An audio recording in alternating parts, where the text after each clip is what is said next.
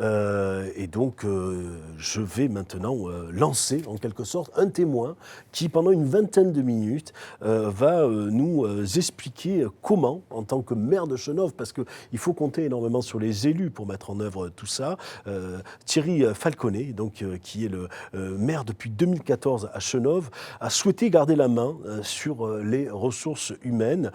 Équité et transparence sont les deux maîtres mots qui guident son action au quotidien.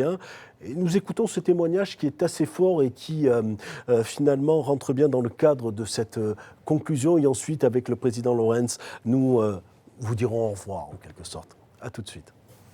Alors, Chenôve est la deuxième commune de la métropole dijonnaise, donc 14 500 habitants, 300 agents titulaires et 450 agents en tout dans la collectivité. C'est une commune qui se caractérise par sa sociologie et par un quartier politique de la ville d'intérêt national. Donc avec une place du service public et de la puissance publique de proximité qu'est la collectivité, qu'est la mairie de Chenôve, très importante dans la vie de cette commune. D'abord, on est dans un fonctionnement qui est réglementé. C'est pour ça que je suis attaché au statut, à la fonction publique territoriale, avec quelques interrogations sur les évolutions futures de la fonction publique. Fonction publique d'État, mais fonction publique territoriale particulièrement. Moi, je suis issu de la fonction publique d'État. J'étais enseignant, puis inspecteur d'éducation nationale, et je me suis intéressé de près à ces questions de gestion de relations humaines et sociales, avec un système qui est complètement différent, qui est régi aussi par des statuts, mais avec des différences très, très notables, notamment pour tout ce qui concerne les avancements de grade, les avancements d'échelon. Donc ça a été un peu une découverte quand je suis devenu maire, élu municipal, mais particulièrement maire en charge de cette question, puisque je garde cette question en pilotage direct. Je ne l'ai pas délégué à un adjoint. Et j'ai souhaité mettre un peu plus de procédures qui n'en existaient avant que je ne devienne maire. C'est-à-dire que pour moi, j'attire la plus grande attention sur l'évaluation. Je pense qu'au cœur d'une carrière, il y a l'évaluation, il y a les entretiens annuels qui sont systématiques, avec une fiche d'entretien qui est connue bien évidemment de l'encadrement, mais qui est connue aussi des agents, avec des critères objectifs.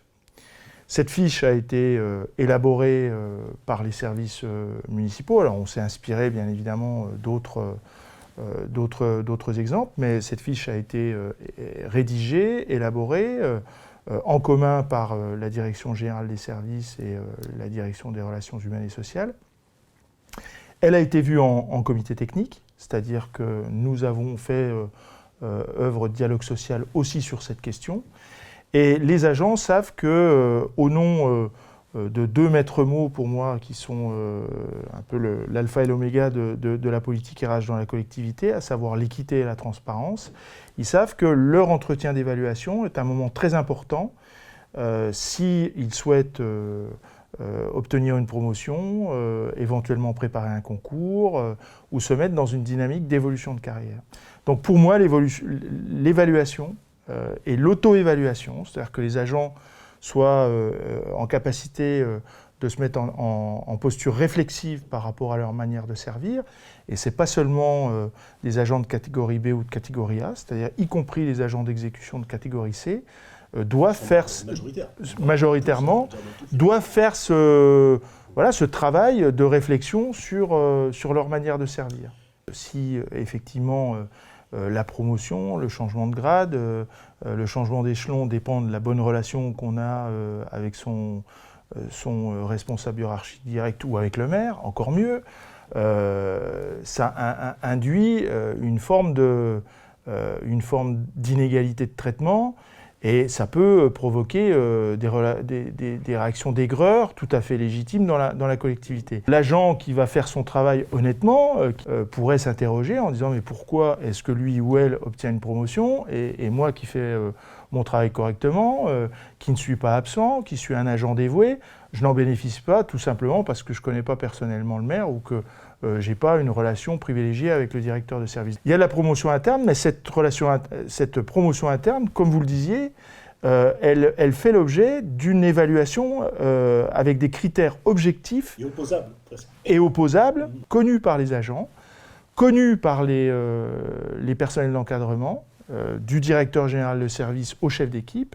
D'ailleurs, j'ai accompagné ce changement par un ambitieux plan de formation des personnels d'encadrement, c'est-à-dire des personnels qui étaient susceptibles de mener un entretien de carrière. Les entretiens de carrière, moi je considère que les encadrants qui les mènent doivent être étayés. C'est un exercice professionnel et ça nécessite des compétences et une technicité. On a essayé de professionnaliser les agents évaluateurs.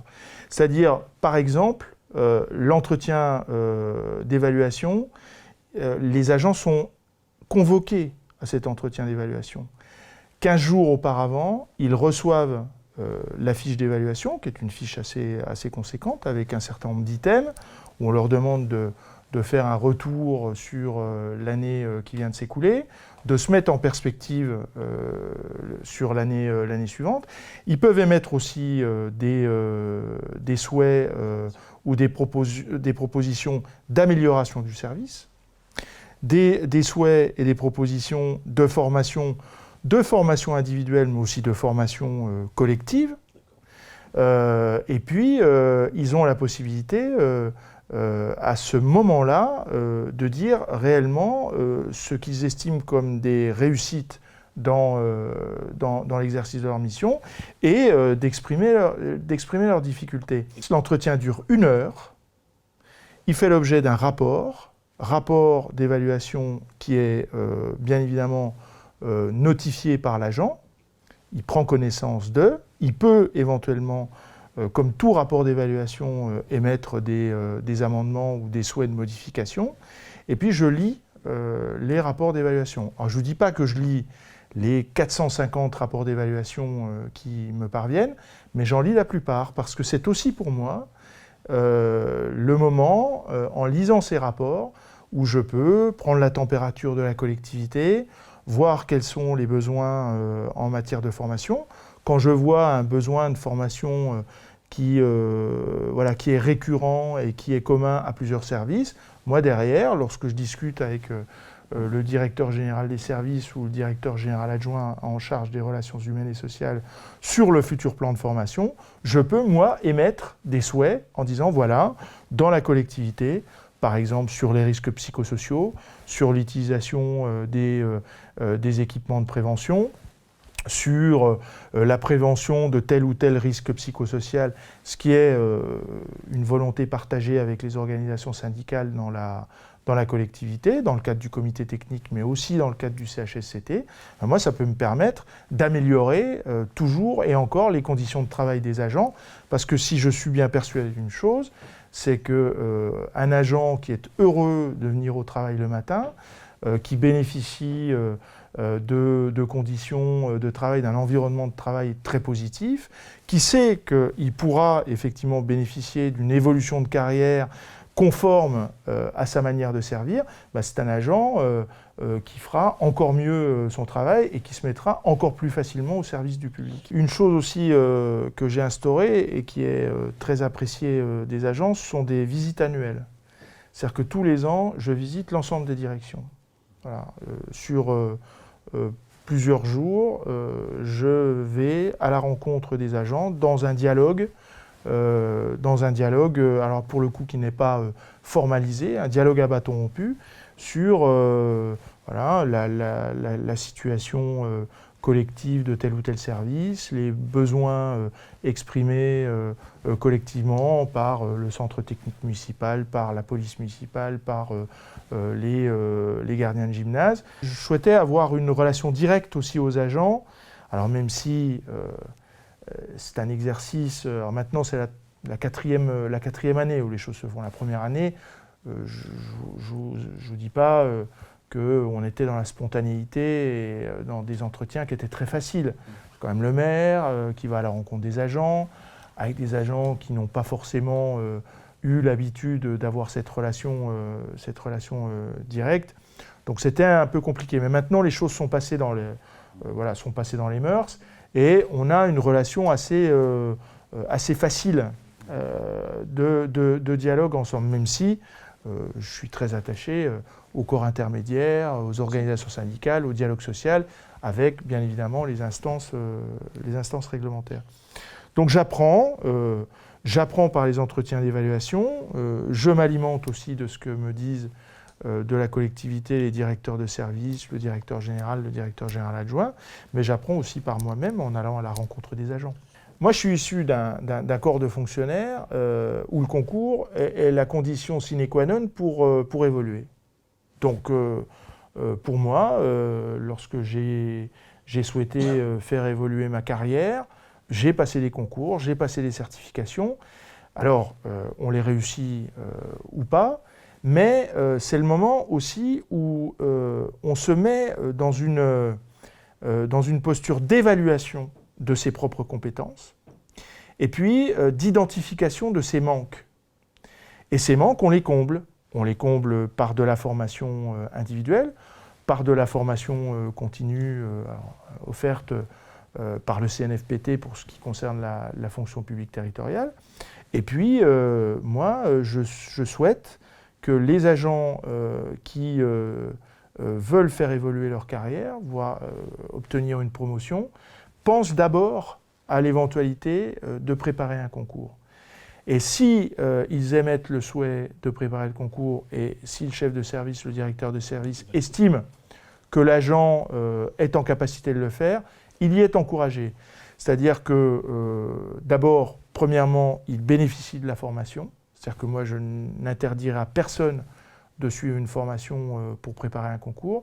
Et deuxièmement, l'agent sait que si le poste est ouvert dans la collectivité et si il souhaite évoluer en interne sur un autre poste de responsabilité qui correspondra à son nouveau grade, il sera nommé dans le grade correspondant. J'attire aussi l'attention des autres collègues qui peuvent bénéficier, eux, d'une promotion interne sans passer le concours, parce que leurs collègues ont fait l'effort de préparer le concours. Et très clairement, je n'interdis pas la promotion interne sans le concours dans la collectivité, mais à deux agents de compétences égales, de responsabilités égales, souhaitant obtenir l'un et l'autre une promotion, je privilégierai toujours celui qui aura fait l'effort de se remettre en question, parce que passer un concours, c'est se mettre bien évidemment en position de le réussir, mais c'est aussi affronter éventuellement un échec. L'agent peut aussi faire le choix de quitter la collectivité. Ils ne sont pas attachés à Chenôve. Mais l'agent qui bénéficie d'une formation dispensée grâce à la collectivité qui est la ville de Chenôve, qui obtient le concours et dont les nouvelles compétences peuvent être utilisées par la collectivité, bien évidemment, on fait tout pour le garder avec nous. Je crois que maintenant, le discours managérial, le discours de management bienveillant que nous tenons, exigeant mais bienveillant. Voilà, c'est-à-dire qu'il y a toujours l'équilibre entre les deux. Ce discours, il passe d'autant mieux qu'il est suivi d'actes. Parce qu'il n'y a pas pire situation qu'un discours qui serait celui de l'équité et de la transparence et des pratiques et des actes complètement en décalage, en hiatus avec ce discours. Donc comme les agents maintenant voient depuis 4 ans qu'il y a le discours, mais il y a aussi les actes qui se concrétisent, que ça s'accompagne aussi d'un certain nombre de mesures qui entourent cette politique managériale. Je pense par exemple à l'action sociale, je pense au plan de formation qui là aussi a été très largement abondé et professionnalisé en fonction des besoins identifiés de la collectivité. Il y a aussi une politique de suivi et d'accompagnement individuel des agents par la direction des relations humaines et sociales, et là c'est quelque chose auquel je tiens particulièrement et que j'impulse et que j'exige. Les agents sont plutôt rassurés. Et vous savez, entre un traitement objectif et équitable et un traitement qui peut s'apparenter à la française des jeux, hein, c'est-à-dire je joue, je gagne ou je perds, les agents préféreront toujours un traitement objectif et équitable. Hein. Déjà, c'est encourageant pour le jeune fonctionnaire, effectivement, mais avec un petit bémol quand même à cet enthousiasme initial, c'est que l'agent doit se donner aussi les moyens, d'évoluer. C'est-à-dire que c'est des efforts. Voilà, ce sont des efforts supplémentaires entre un agent qui fait tout à fait honnêtement son travail, mais qui reste dans son cadre d'emploi et dans sa fiche de poste, et celui qui va montrer très vite une appétence pour les responsabilités, pour l'initiative, celui-là, il est repéré justement par l'évaluation annuelle, par son chef de service, par son directeur de service, et celui-là, on va lui donner tous les moyens d'évoluer dans la collectivité et d'évoluer dans sa carrière. Il y a de très belles carrières, effectivement, hein, qui sont faites dans la collectivité. J'ai en tête une jeune femme qui a commencé comme personnel de service dans une école. Hein. Elle faisait le nettoyage, elle faisait le ménage dans les écoles le matin avant la reprise du travail par les enfants et par les enseignants. Aujourd'hui, elle est chef du service état civil parce que elle a montré son envie et puis elle a fait des efforts. Oui, puisque la ville de Chenôve, à ce titre, est au-delà des obligations légales. Donc on est un taux d'emploi de 9% en fonction des services, en fonction des directions. Et puis on a aussi une politique. On a une politique volontariste aussi en direction des stages. C'est-à-dire que nous accueillons des jeunes en formation, donc Bac Pro, BTS, en situation de handicap. Là, on a un polyhandicapé qui est actuellement en stage en alternance à l'accueil de l'hôtel de ville. Et puis, je trouve que c'est alors d'abord, c'est une conviction humaine, hein, de permettre aux personnes en situation de handicap de s'insérer professionnellement, mais je trouve que c'est une belle image de générosité de la collectivité que je me plais à montrer à nos concitoyens. Voilà donc ce témoignage fort de Thierry Falconet, maire de Chenôve, dans les Côtes-d'Or. Michel Lorenz, vous êtes maire, vous aussi, d'une commune. Il y a un certain nombre de maires qui sont plus RH que d'autres.